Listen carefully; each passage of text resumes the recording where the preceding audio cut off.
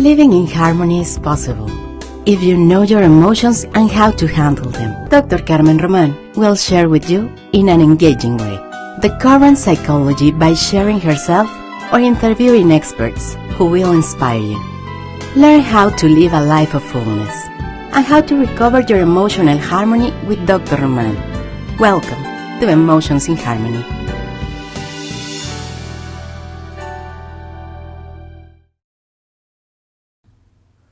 Hola amigos, ¿cómo están?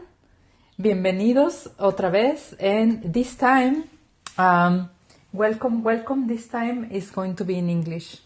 Yeah, last week was in Spanish about my experiences in the recent trip to Guatemala, and this time we are going to work in English. I am a little confused where the camera is, but we will figure out. Yeah, okay.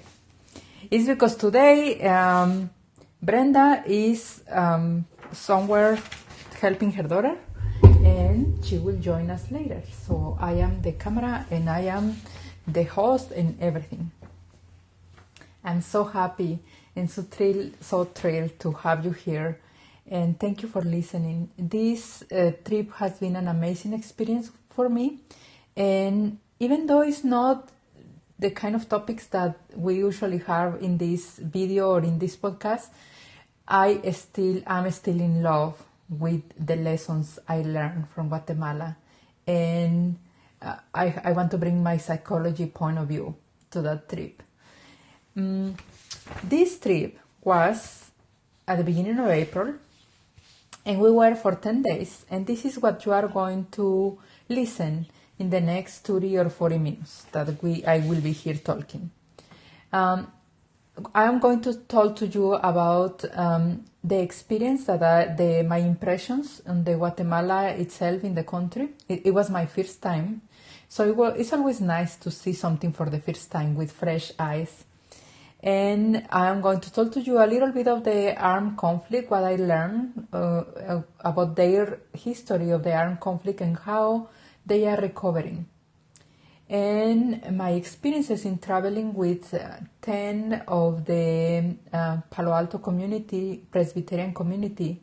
I went with them. They were so kind to accept me even though I'm not Presbyterian. So I traveled with them, and I got to witness firsthand how two missionaries in Guatemala, which is Sandy and Brian, how two missionaries Presbyterian are helping women who are organizing, or they are already organizing other groups. They are helping them to organize themselves better and to thrive in their communities, and to create their products, sell their products, etc. So that said, remember, now I am everything. I am the cameraman, I am the person in front, so I probably will be able to read your comments and will be able to answer to your comments as well. This is what we visited. We visited for 10 days in Guatemala. If you are familiar with the beautiful country of Guatemala, which by the way is an honor that people keep asking me the entire week if I am Guatemalan. I am not. It will be an honor to be Guatemalan. I am Mexican, and I'm very happy and very proud to be Mexican. But I also consider myself from the Mayan roots. So I wanted to go and visit and get to know a lot more of my ancestors. I consider that my ancestors were Mayan, so I guess some of them probably were in Guatemala. So I wanted to go and learn from their culture and learn everything I could to recover part of my ancestors, of part of who I am. So this is why you will be hearing a lot of passion when I am explaining Guatemala. But yeah, no, unfortunately, I am not Guatemalan. We went to Chimaltenango. We went to Antigua for a couple hours, and our entrance and our exit. Mainly, we spend our time in rural communities, in low-income communities, visiting the small villages or small towns. We went sometimes where the bus couldn't go and needed to park 2-3 blocks away, and we needed to walk to some places. We went to Ipchinche, the Mayan ruins. We went to Panajachel. We went to Xela, Cajola, San Juan Ostuncalco, Coatepeque. We were for a day and a half in Finca Santa Elena, which is a coffee and banana plantation. We spent some time in Coyolate and Mazatenango. I know, all of these names, yeah, sometimes difficult to pronounce, but they are as interesting as their names. So, I am relating this trip to collective trauma, just because, and I am assuming you are listening to me, so I'm going to take my headphones out. We were to visit these women because in the 80s, between the 80s and the 95, some early signs in the 70s probably, they were in something that we used to call the Civil War. But they called themselves the armed conflict, because it was between the military and the people in the villages, and mainly the Mayans, so mainly the indigenous people that were kind of removed from their land. Yeah, somebody in the military decided that they wanted their land, so they start literally killing everybody who couldn't speak Spanish. Yeah, and speak a native language, or they wear the clothes. So wearing something close like this, and you see in the picture, or you see in the video in Spanish, you will see one of the actual original huipiles. I am wearing an original huipil in the other video from one of the regions. So wearing something like this will be just setting yourself up for discrimination or a conflict, literally. And we are talking serious discrimination, yeah. And we still are, and I can see in Mexico too, we still are ashamed of our origins, and we sometimes tend to set aside everything that has to do with indigenous, with the dialects, with the beautiful inheritance that's bring to us. So my whole purpose here is, one, to get to inform you as I'm informing myself, so to share some knowledge that I recently acquired, but also to empower our Latino communities, because in some families, teenagers or young people, they feel ashamed of who their parents are, or their stories, or how they were, or their traditions. They want to forget, and because they want to thrive in the American system. Yeah, they don't want to speak Spanish. They don't want their traditions. They don't want to be known as Latino sometimes. So it's very hard, because this creates division within the family. If I can manage to get this out there and tell these young people, or these people who is kind of hiding who they are, that it's okay. It's okay. You can thrive in this culture. You can do whatever. You can be who you are. And some people is not going to like it. Some people is going to like it.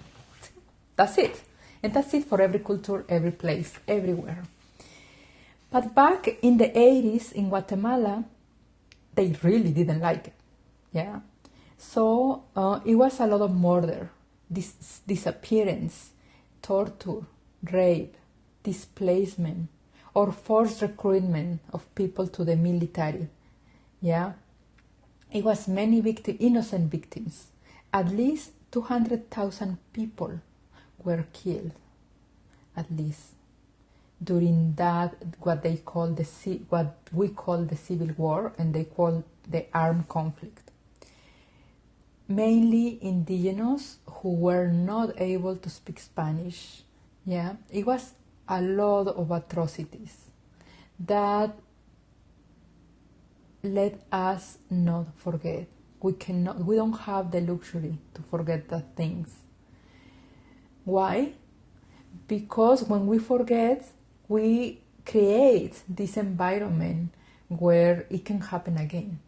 Yeah, it is happening sadly a lot in Mexico, and well, it can be combined between the mafia and some discrimination going on, and it's happening here in San Jose, where some I don't know, my undocumented people are suffering because they feel that they are being harassed and followed by the immigration, by the federal police, it's happening.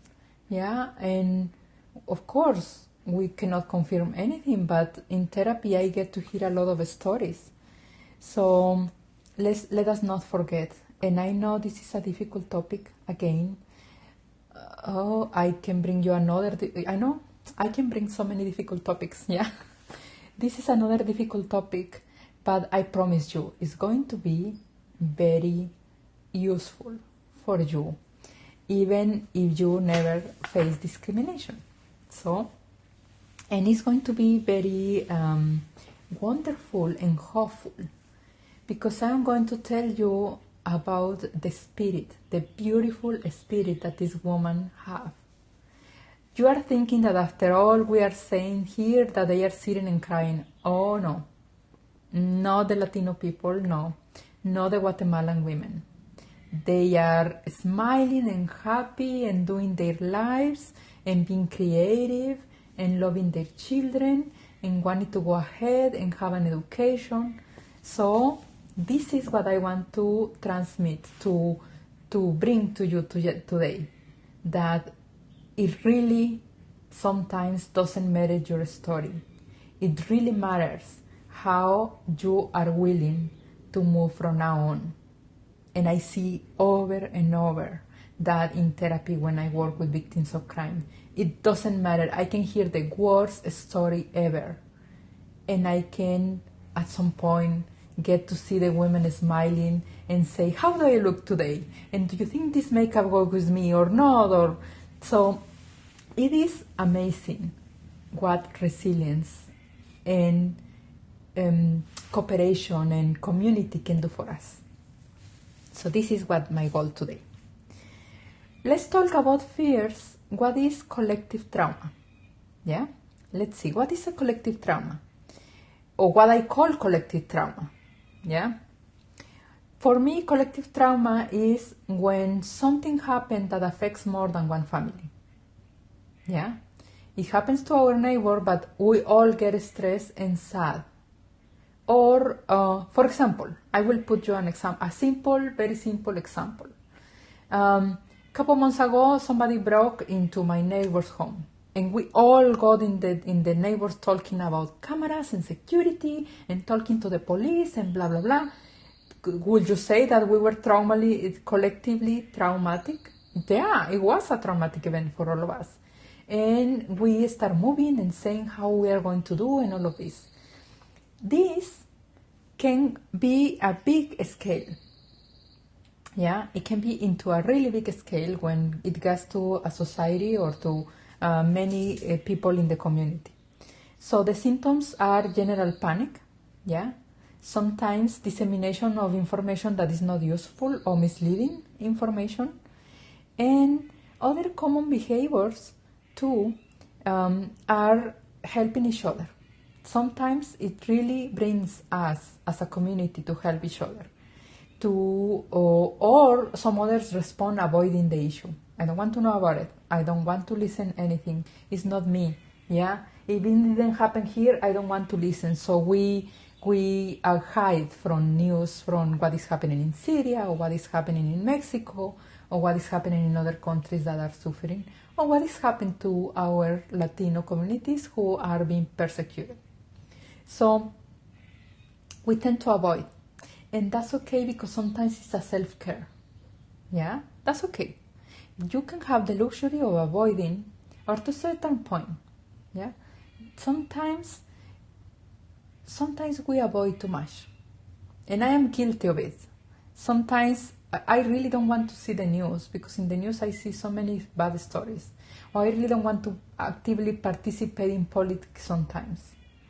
But then we need to take it into ourselves, and then experience the pain, and let the pain inform us what is our role and what is what we need to do.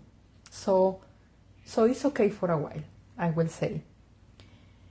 So thinking that the problems belong to others sometimes is too painful. Yeah. And what I want to share with you are some stories. We went 10 days. The first day we went into Corazón de Mujer in Chimaltenango. There is a group, Corazón de Mujer, and they are, if I remember correctly, they are 20 women, or 33 women with 20 years, yeah, of the formation of that group.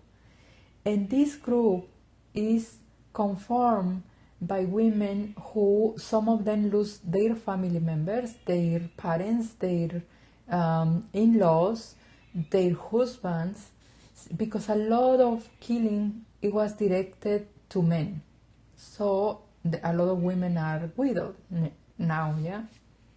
So they needed to raise their children alone. And 20 years later, their children are probably now in their 20s or early 30s or something, and they have children. Yeah. So this group of women, they witness and they experience, some of them, the armed conflict in the very bone, in the very inside. And they share with us their strategies for surviving. Yeah, how they survive, how they literally avoid to be killed, yeah, how they needed to flee to the mountains in the middle of the night or the day or whatever when the military was coming, how they needed to protect their children, or how they just witness how their husbands or their loved ones were killed in front of them. And these women are now together waving. They are a group of wavers.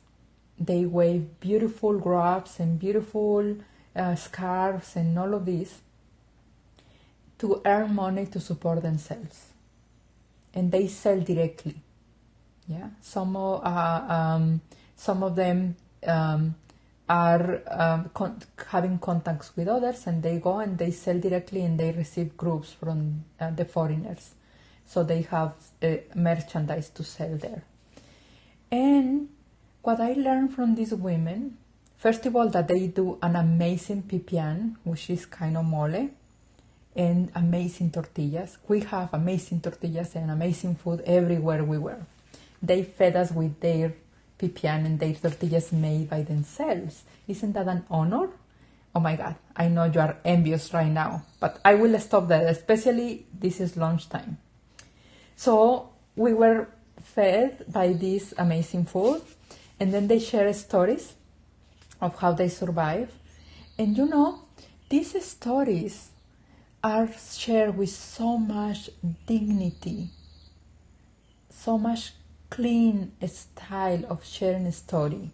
It's not that I am going to, if I am the storyteller, I'm not going to describe details that involves all these difficult images to digest. But it's enough to tell you that I lose my father, I lose my husband, or I needed to run in the middle of the night without nothing to eat, for you to have a sense of what I went through. That was the kind of fine storytelling that they had. And a lot of dignity. And they are not saying, I am here because I want your money. Oh, no. I am here because I truly believe I have something creative to offer. And based on that income, I am going to send my children to school, or I am going to help my family So when this happen again, it doesn't take me uneducated, unprevented. I am going to prevent and prepare myself as possible in case this happen again. This group, something that I love about this group is that they put together some scholarship, or they get help for scholarship, but they offer to the women first. And then the women, it doesn't take the scholarship, it goes to their children. I absolutely love that, because we tend to think about children, yeah? We tend to think about, oh, scholarship for children. But these women are in their 20s, in their 30s, sometimes in their 40s, and they really want to go to school. Yeah? So that was the first day. Then we went into Panajachel, and we have dinner there. We had amazing dinner also. We went to Lago Atitlán. We went to Santiago de Atitlán, which is another town. We crossed the lake, yeah, and we went to Santiago Atitlán. Santiago Atitlán, it was the heart of the conflict. The armed conflict started there, and very interestingly, it ends there, yeah. So in Santiago Atitlán, the military came and took over the country, the town, sorry.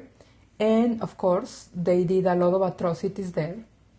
But one day the community decided to organize themselves, and they stand for themselves. Yeah. And that was a protest that it ended up kind of badly. Yeah. But out of this protest, the heavy protest, they were able to get some help, and then they were able to survive and get some peace into this Santiago Atitlán.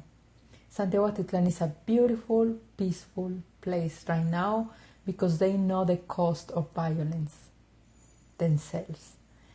The person who was our guide, for example, was part of the conflict, was victim of the conflict. The priest in the church needed to open the church for people to come and sleep, thousands of people to come and sleep in the church, because they were not safe outside during the night. So we got to meet and talk to these people also. It is it's a high contrast on the poverty level, because the poverty level is huge. Of course, the happiness that you see in their faces, some of their faces look really relaxed and happy, because they are adjusted to live with what they have. Yeah, and the beauty of lake, in the lake, for example, which is now 30 meters under or something, a city that it got lost based on too much water, yeah, too much rain. So they live the best they can with whatever they have. And I wish you can see, or you can Google actually Santiago Atitlán and see their beautiful way of being dressed, especially men who are their pants are very decorated with embroidery, and those embroidery represent the 75 bird species that the town has. So for whomever like to see birds, you can go and have fun looking at 75 species. So then we move into Adegua. We travel many hours by car, and we move into Adegua. And in Adegua, we got to meet a wonderful team. Adegua is an organization that advocates for human rights in Guatemala. Yeah, and also they organize the microloan, and the microloan has been helping women with the small amounts of dollars. They get their own business, and they get to organize their own business and to learn how to manage and to be a businesswoman.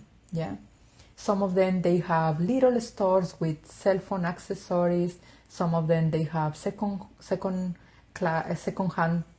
clothing imported from the United States and from other countries. Some of them, they have this seafood in the corner. They sell this kind of seafood tacos or seafood tostadas or whatever in the corner. What I learned is that in this culture of microloan, they empower each other. It's a group of women getting together. They get the money, they borrow the money, and they need to pay back in 6 months, and they support each other to pay back and to help each other to grow. And once they grow, they are really, really ready to help others. It always happens. When I work with somebody in therapy for a long time, let's say for a year, it always happens that when the person is emotionally better, his or her creativity start evolving, and his or her need for helping others start evolving. So eventually, at some point in therapy, is going to be the topic of how I can be advocate for others. That doesn't happen. That what happened to me, or they don't go through the suffering that I went through. So this is a natural cause, and this is what I saw, a natural course, of the evolving of the human being, and this is what I saw in with the women of Adegua. Some of them probably will be listening. They listen probably in Spanish, so don't be surprised if they are in the comments somewhere there. We met in Santiago Titlan back one day before. We met a family who does coffee. This is their business for generations. They do fresh coffee, they roast the coffee, they plant their coffee, everything. And we got to have a fresh cup of coffee, of course, there. We get to meet with a painter, Benedicto, who actually, he painted a mural about the whole process of coffee. And he explained to us the whole process of coffee. And guess what? As a bonus, I have that video for you. I have that video. I will look into my videos and I can post it as a bonus somewhere in YouTube or somewhere. I have his permission, by the way, to do so. So you get to hear from him the process of the coffee as he was explaining his mural.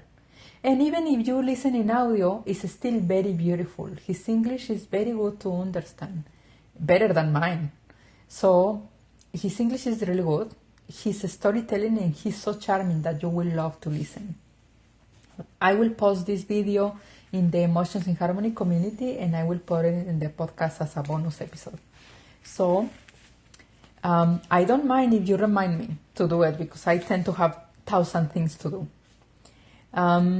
Then we get to meet the cooperatives and the people, the Corazón del Lago, which is another organization of women. This time I am sure it's 33 women, and they sell their art, their clothing that they make. Again, they are weavers. Something very beautiful about Corazón del Lago, and probably some others too, is that 90% of the profit goes to the women who actually did the clothing, the piece of clothing. And when you buy something, it can attach the name of the person who actually did your clothing. For example, I got one table runner, beautiful table runner, and it's made by Esperanza. And Esperanza in English means hope. Isn't that beautiful? Her name is Esperanza. So literally, I have in my table every day this symbol of hope made by Esperanza after all she has been going through. And it's just an honor to have my house to wear a piece of that. So then, of course, we went to keep meeting with other women. We met with other women that are just starting to learn how to sew. And they do very wonderful hot pad holders. And they do napkins for the table. And they were learning to use the iron machine, and to use the tape, and to use the sewing machine. And oh my God, it was so beautiful to sit with them and have lunch. Again, they feed us. They were feeding us. Something that the missionaries, the two missionaries that host us, is that they ask that we were not required to do absolutely anything other than be in the experience. And then, of course, come back home and do whatever we need to do for that. But just be in the experience. We also met with a priest that I prefer not to say his name, a pastor, for safety purposes. We met with him, and he has been in exile back and forth. And he was, at that moment, his life was in danger because of his political views, because he's helping the community to organize against not only discrimination but against exploitation. So we met with him, and hopefully he's good still now. We just, even though if you don't know his name, just please send prayers for these amazing people that are still working for the human rights of people wherever they are. And it was 3-4 hours of listening his story, very deep knowledge of Guatemala culture and how the conflict and how he has been trying to survive again and again and again, and so far he's succeeding. So it was beautiful to meet him. I also got the honor to meet with Maria Tulia. Maria Tulia is a survivor also of the armed conflict. She wanted to become a teacher. And you can Google, I think Maria Tulia is in Wikipedia, and the CNN interviewed her. So you can Google Maria Tulia and you will find her, the interview that CNN did on her. And you can read everything about her interview. It's a very beautiful interview. Maria Tulia was part of the armed conflict. Well, she was studying to be a teacher, and then the conflict started, and she was invited to be there, and then she became nurse for the conflict. And then she got the opportunity to travel, to talk about the human rights, or to be advocate for the human rights for women in Guatemala, to travel several parts of the United States, Europe, Canada. She became an advocate. And after the conflict, with all this pain that she's seen for her culture, and the pain that she herself suffered, because of course the military was not happy with her, yeah. So she was being held in captive and tortured, everything. And when she was released, her father and her brother didn't. So she decided to become a psychologist, a clinical psychologist. And she is working to help recover others from these traumatic events. And she is helping to make a record of stories with details and everything. And then she's helping because there are these clandestine places where bodies were buried in group, yeah. And the government now is helping to bring out these bones and to do the DNA test and to help to reconnect with their families, so to give the bodies to their families. And Maria Tulia is doing this emotional companionship, or this therapy, when they get to receive the news and they get to receive the body. Wow, a lot, yeah. Just being with Maria Tulia for an hour, having dinner with her. We were in a group and I was the translator. I must tell you, I cry. I couldn't hold it anymore. I was not crying before with other stories, but wow, listening this, I cry because, oh my God, we have so similar stories, Maria Tulia and I feel so blessed that for some reason in my country I got to grow up safe, to the point that I am in the United States safe, with a lot of a way better future. But my story with Maria Tulia is that we both needed to fight to have an education against patriarchy, against everybody who didn't believe that a woman can have an education. We needed to fight so hard, yeah, and we needed to be strong and believe who we are at age of 8 or 9 years old. This is who I was at 8 years old and 9 years old. I already knew what I wanted to be in life. I didn't know I wanted to be a psychologist, yeah, but I knew I wanted to be educated, and I knew I wanted to be the advocate for other women to get education as well. And that was beautiful about meeting Maria Tulia. Then we got to visit the ruins. Finally, we went to see and visit the wonderful ruins of Ichinche, which it was kind of a place where Mayan royalty used to live. It was like 5 plazas, and they used to live there. And of course, they have their enemies. They were ruling these few days, probably around 200 people. They were ruling for 40,000 people around, and they were not kind rulers either. Probably, they have their enemies. And then the Spanish conquerors came, and then they did negotiations with them. They say, if you help us to kill our enemies, we give you gold.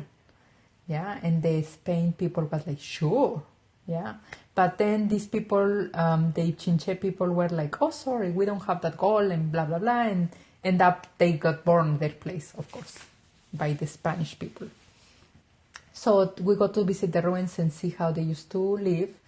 And we got to visit an altar that Mayan priestesses still come and do altars there. And I got personally to talk to a Mayan priest. I really got to sit with her and talk and exchange and ask for some advice for some rituals. Remember, I act sometimes as a priestess for my community, for some group of women, for whomever is needed. Sometimes I act as a priestess. So it was very important for me to sit and talk eye to eye with a Mayan priestess. Yeah, it was just beautiful and amazing. And I got advice on some personal rituals. So it was beautiful. What is what I observe? Well, this is the whole story, yeah. Or this is part of the story, because 10 days of information every single day. Trust me, I probably will be digesting this information for the next year or two. Yeah? But what I learned here is that what worked for those women or those families or this country. Oh, sorry, before what I learned, I forgot to tell you that we visit the community of Coyolate. In Coyolate is 600 people, indigenous, who flee to Mexico to escape from the conflict, and they managed to survive, and they came back, and the government gave them, they sell them property, a piece of land, and they need to pay back for 3 years. But this community is in extreme poverty, and they don't have pure water, and they don't have so many services they don't have. But pure water is important, so the children, so the families don't get sick. So Canada and a team of researchers from Canada and some communities from Presbyterian churches from the United States are supporting them in having some filters in their home and some stoves made in the community. They are made there by some experts there, and they are guided through how to use the stove and how to use the filter, and made of very raw materials, very like cement and sand and everything that is local material that helps them to have clean water. So we visited that too for a day, and it was beautiful to visit that community. They also feed us. I know you are envious. I know it was amazing food, amazing tortillas, amazing everything. So we got to sit and have lunch with them. Yeah. So what worked for these women? The strong support that they have for one another. Something that Sandy and I were talking. Sandy was our guide. We're talking at the end is like, probably based on their community experience, some of them are better off than some women here isolated. So this strong community support was the key, one of the keys, to be alert, to move and to be alert. Yeah, that was helping them, especially to survive, to be creative, and to be willing to expand their realm of creation. If I only know how to to wave, I will learn how to use a sewing machine. If I only know how to that, I will learn that. So expand creativity, expand the skills that you have to express your creation. Avoid conflict when necessary. One guy say, I was 16, the military came and say, do you know anything about the conflict? Do you know any Mayans? And he, being Mayan himself, he say, I don't know. Yeah, and that saved his life. And now the government has helping him to become, he helped himself, of course, but the government has helped him to provide the license for him to be a guide. He was our guide in one of the trips, in one of the tour. So, of course, avoid conflict when necessary, and it's necessary to save your life. Don't be brave in that stupid way, is what I say, what I mean. After the conflict, what helps them is to move forward, even though they have pain. Do you think it's easy to have lost your husband, or your son, or your parents, or your children? Do you think it's easy to smile again? I am sure it's not. But these people decided to stick to life, to stick to hope, to stick to whatever they are to survive. So moving forward, even in the pain. Yeah? Have a vision for the future. Like, if this happened, I am going to make sure it doesn't happen again, and it's on me. It's not on the government, it's not on the police, it's on me. So people were willing to take the change of their country in their hands, and they are doing it every day. Take the solutions on your own. This is what I am talking about. Yeah? Which means being advocate or have social justice or whatever. Yeah? Ask for help in one way and be willing to receive the help in another way. And I will put you an example. The Corazón de Mujer, their dream was to have sewing machines, to be able to do some sewing and get money to survive, yeah, get an income. But they went to a Presbyterian church, and the Presbyterian church say, we have no money for you, we have no sewing machines, but we have workshops, self-esteem workshops. And one of the leaders say, wow, we didn't ask for that and we really didn't want that. Yeah. Like, it's kind of a joke if you are asking, like, can you help me to survive economically? And somebody says, sit here, we are going to talk about self-esteem. But they, as a group, they decided to take it. They say, if this is the help, we are going to take it. And that helped them to be empowered. And they discover their voices and their rights, and they say, we want you to teach me how to write, how to read Spanish. Yeah, how to learn and read Spanish. Because they were only in their dialects. So help me and my group to read and write. So there they start workshops on reading and writing, and self-esteem, in empowerment, and all of this. And then years later, they were able to get the sewing machines from another group that visited them. And they were able to get some scholarships here and there. So one of them is in the way to become a lawyer. So being open to possibilities. Yeah. It was very useful. Some people in the government willing to punish others for what they did. For example, in 2012, the General Efraín Rios Montt, who was one of the main people killing everybody there, was answering to the judge for second time, in a second trial or third trial. yeah, and that gives hope to the town that they can survive, yeah. So the government willing to help in some cases. We didn't witness that much help in the government. Work with dignity and respect for each other. They don't wear the label of victim. I didn't see any victims there. They were not playing the defenseless victim. They were playing the powerful, suffering, overcoming this suffering person that I am. Yeah, this is how they were. Once they are being helped, they are willing to look around and see who else they can help. I have my business, I can help my husband or my son or my tia or my cousin or my sister. I can help somebody else. Bring me somebody else because I am willing to help. So this is what I saw in these women. Yeah, willing to help. The aspiration for a better education.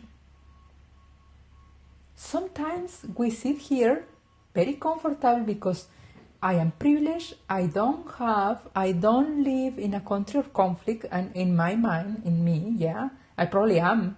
I live in San Jose, California. Probably is definitely some conflict there, but sometimes I have the luxury to close the doors and be in my home and put the TV and ignore my life outside.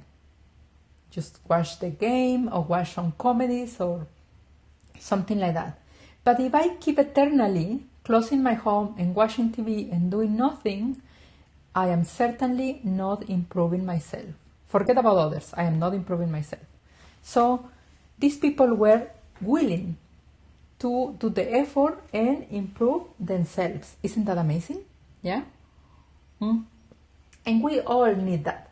We all need that kind of pushing ourselves, going to the gym, looking at that video that is going to empower you or educate you, looking at that movie that is going to be helpful, leaving a little bit that movie that is not, getting around this cake that is going to give you overweight and doesn't help for your health. These kind of things doesn't require to survive a war, doesn't require to be a victim of a huge collective trauma, but it definitely can make you into a severe depression, into your own inner trauma. So the lessons that I learned, and I want to leave you with that, is extremely important for our countries, for our government to have programs that support victims of crime. And those services to be disseminated, to get the community to know them and to use them is very important. To create programs and to make an effort to reach out for people to use those programs. Economic recovery programs, financial assistance programs, and along with helping people to help them to manage their finances. Not only give them the money, but just help them to manage their finances. Underrepresented communities willing to speak for themselves. There is always somebody who is unrepresented and is willing to speak for themselves, so the ones that we have a little more privilege, we can help them. Yeah? So I listened something extremely beautiful, and I want to leave you with this morning. This morning I was in a private tutoring with Elsie Escobar, in a private group with Elsie Escobar, which is I am excited and very honored and extremely happy. I will tell you probably more about that later. But she was saying, if the door to privilege, she's talking about her voice as a podcaster, if the door to privilege is narrow, yeah, and I was able, or I am able to go through, I want to, not only me, I want to come with a bunch of us, yeah, that otherwise they will not have that privilege, and make those doors wide. And this is, I am currently being held by her, and I am hopeful that we get to that door of the podcasting and widen the door for diversity. but I carry my own. I have my own with me. I always have younger women, less privileged women, and families, and men, and children with me. So if you allow me this narrow door into your heart, into your place, into your community, be sure that I am going to widen it, and I am going to bring a lot of beautiful things with me, and a lot of beautiful people with me. With that said, thank you for listening. Thank you for being part of this community. And please, please share. Share, because we need a lot of people willing to stand up for themselves. Thank you, and bye for now. And I'm going to smile here while I put the video, because remember, I am the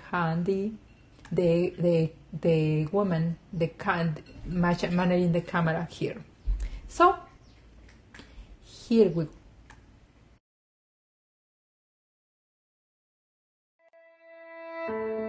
We have ended one more episode of Emotions in Harmony. See you the next one, when Dr. Carmen Roman will help us to have a more fulfilled life caring for ourselves and the ones we care for. Meanwhile, visit www.emotionsinharmony.com to see the show notes, subscribe, and enjoy more content.